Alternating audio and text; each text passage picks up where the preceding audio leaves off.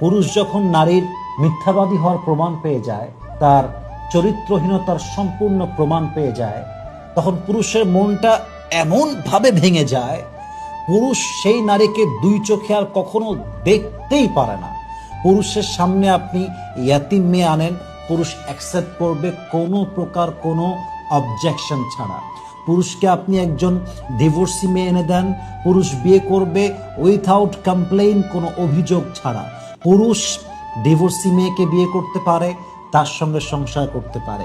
পুরুষ একজন ন্যাংরা, বোবা, অবহেলিতা অথবা আপনার কি বলবো এটাকে, একজন ইয়াতিম মেয়ে সংসার করতে পারে, তাকে বিয়ে করতে পারে, রেসপেক্ট করতে পারে, কেয়ার করতে পারে।